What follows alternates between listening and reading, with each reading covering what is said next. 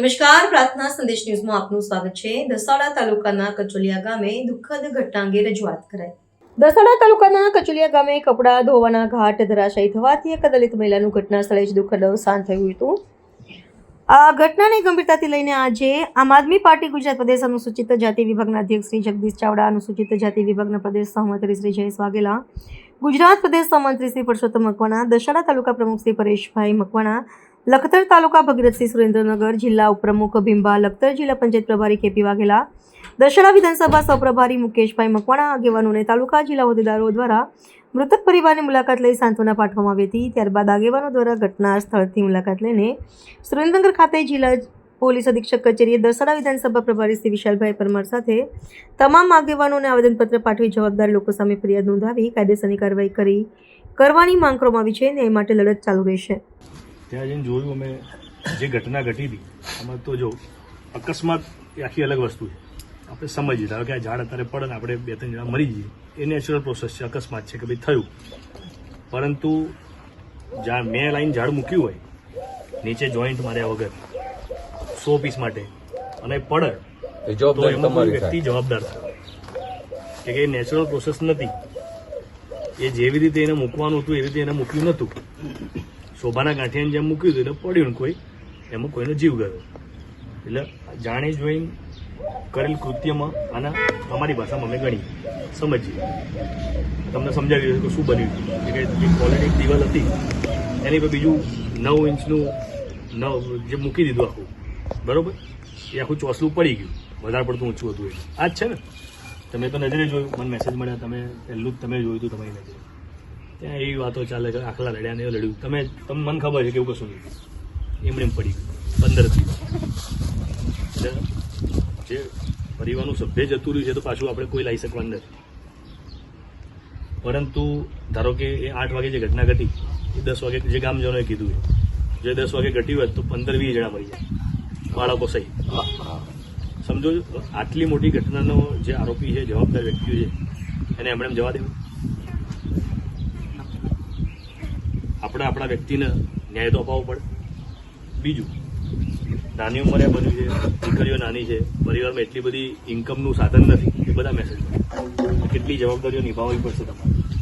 તો સરકારના એવા કેટલાય રાહતના નાણાં હોય છે, એવી કેટલી રાહત દલિત પીડન દલિતના વખતે આવા ઘટનામાં સરકાર આપે, એ બધી માટે બી એક પ્રોસેસ તો કરવી પડે।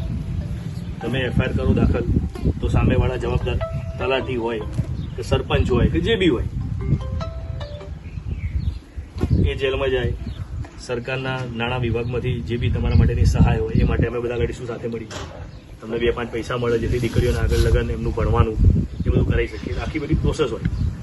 હમણાં તમારી પાછું 12 દિવસ દુઃખમાં હોય એટલે હું નથી કહેતો એવું, પણ પરિવારનો કોઈ એવો સભ્ય કે જે આ પ્રોસેસમાં 12 દિવસ પછી પાછું મોડું થઈ જાય, એક પ્રોસેસ તો ચાલુ કરાવી દેવી પડે કે ભાઈ ધારો કે જિલ્લાના વડા છે, કલેક્ટર સાહેબ છે, જિલ્લાના એસપી સાહેબ છે, અમે સાથે ઘટી કે નાના લેવલે માલપુર પોલીસ સ્ટેશન લાગુ પડે ને,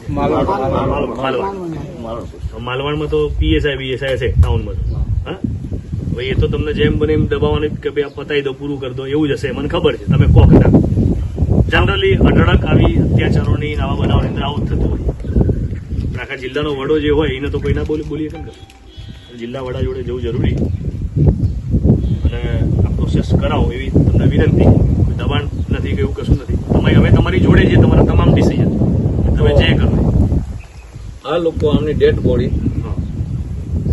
સરકારી હોસ્પિટલમાં લઈ જી અહીંયા મૃત જાહેર કર્યા જી, તો અહીંયાનો ડોક્ટર જે કોઈ હોય તે એની પાસે તો રિપોર્ટ હોય ને,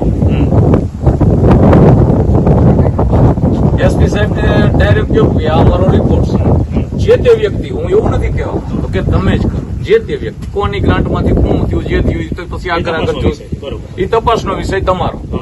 અને ઇન કેસ અમારી જેવા નાના માણસ રસ દાખવે ને તોય સાહેબ કાઢી આપે જી, ક્યાંથી તમે ગ્રાન્ટ લીધી, કોને લીધી, ક્યાં વાપરી, કેવી રીતે કર્યું, એટલે ટીડીઓ આવી જાય, ડીડીઓ સાહેબ આવી જાય, બરોબર, મને આ જેવી તેવી ખબર પડે રાજકારણ।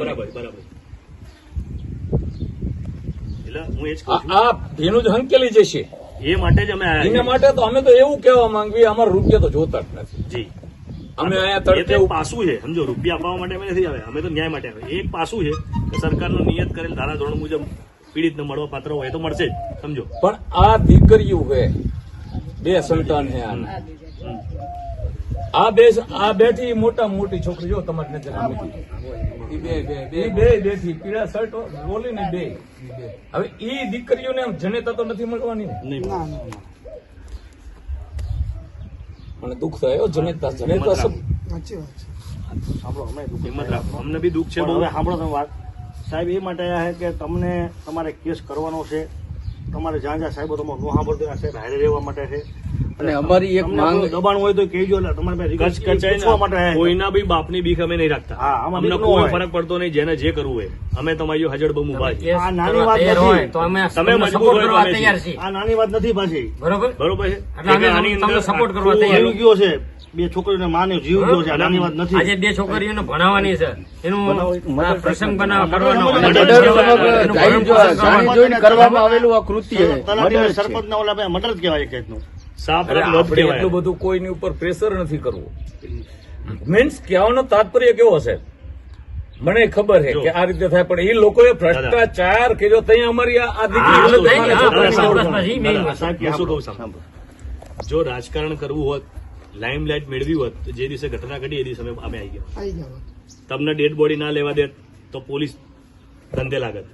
સમજો, જે આ બધી ઘટનાઓમાં જે થતું હોય છે કે ભાઈ હમણાં જ્યાં સુધી પોલીસ ફરિયાદ દાખલ ના કરો, ત્યાં સુધી એક અમે બે- મૃતદેહને એક બે- સ્વીકારી. એક બે જણની ધરપકડ ના કરો, ત્યાં સુધી અમે ડેડ બોડી નહીં લઈએ, તો આખા જિલ્લાનું તંત્ર દોડતું થઈ જાય. એને કહેવાય રાજનીતિ. હા. એવું અમે એ ટાઈમે, એટલે અમે અત્યારે ન્યાય માટે આવ્યા છીએ. બરોબર છે કે ભાઈ તમે પ્રોસેસ શરૂ કરશો, અમે તમારી જોડે આખી ટીમ અત્યારે આવીશું, કલેક્ટર સાહેબની જોડે લઈ જઈશું, પોલીસ વાળા જોડે, કે ભાઈ આમાં બકાયદા સીધી લીટીમાં 2 આરોપી બને છે હાલ હા. પ્રાથમિક દ્રષ્ટિએ. પછી તમે તપાસમાં તપાસ. ટીડીઓ બી નીકળે, ડીડીઓ બી નીકળે, જે જે નીકળે. નીકળી એવું ના કાગળ આગળ હાલ તો આ બે પંચાયતની જવાબદારી આ બે કે ગામમાં કોઈ ભ્રષ્ટાચાર થતો હોય તો તત્કાલ પેલો આ સરકાર બંનેને તરફથી ઉઠાવી. તલાટી. એ બેને પકડો એટલે આ બેને ઉઠાવી લો અને પછી તપાસમાં એમની જોડે જે નીકળે બધાના જેલ હવાલે કરો. આમ આ રજૂઆત માટે અમે તમારી જોડે એ તમારી ભાઈ એફઆઈઆર નથી ફાટી. નહીં ફાટી. નથી ફાટી. નહીં કાલે ફાટી. પોલીસ આજે સ્ટેશને ચાર ગયા દિવસ થઈ. હતા. કોઈ સાંભળે નહીં, મોટી વાત તપાસ કરો. બધું ખોટું એફઆઈઆર છે. કેમ નથી ફાડતા પોલીસ વાળા? હા, તમને જો હું કહું, અમને મેસેજ મળ્યા છે ગઈકાલે માલવણ પોલીસ માલવણ પોલીસ સ્ટેશનમાં ભાજપનો સ્ટેશનમાં નેતા આવ્યો હતો.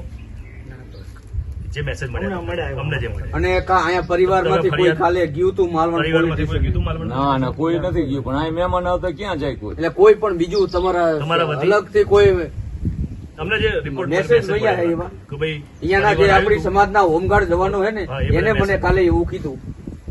કે ભાઈ કાગળપુર ને આ આજુબાજુના ગામના જે સમજાઈ લઈ હોમગાર્ડ ગયા. જવાનો એ મને એવું કીધું મને કે પીડિત પરિવારના કાલ 2-3 વ્યક્તિઓ આવ્યા હતા અને અહીંયાથી બાબુ ગાયત્રી ભાજપનો માલવણ એ ત્યાં ગયો અને કંઈક વાતચીત થઈ એટલે ફરિયાદનું મોકૂફ રહ્યું હોય. એટલે હવે કોઈ પણ ગયું હોય એ મને નથી તો ખબર. તમને ને ન્યાય મળે. નકર આ લોકો શું કાંઈ નહીં, આ 2 પછી તો છોકરીઓ છે, હવે main એમાં વસ્તુ આપણી દીકરીને છે. રફે એને કંઈક દફે ભણાવશું થઈ જાય ને કેસ. તો એ આગળ વધશે. ફરિયાદ નહીં થાય ત્યાં સુધી તો કેમ કે કાયદાના સંકટમાં નહીં આવે.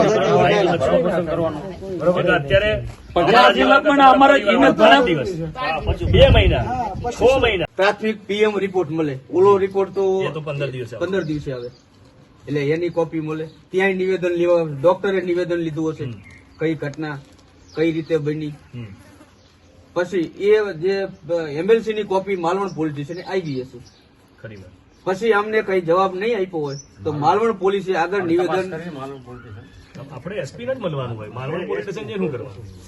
એટલે માલવણ પોલીસે પછી આમનું નિવેદન લીધું. એસપી સાહેબને ન મળીએ હોય. કે સાહેબ તમારા જ્યુરિડિક્શનમાં આ ઘટના ઘટી એટલે આપણે પાટડી પોલીસ સ્ટેશને સંવેદનશીલ ઘટના છે, તમે તત્કાલ તમને જાણ હોય કે ના જણાય તમને જણાવ્યું.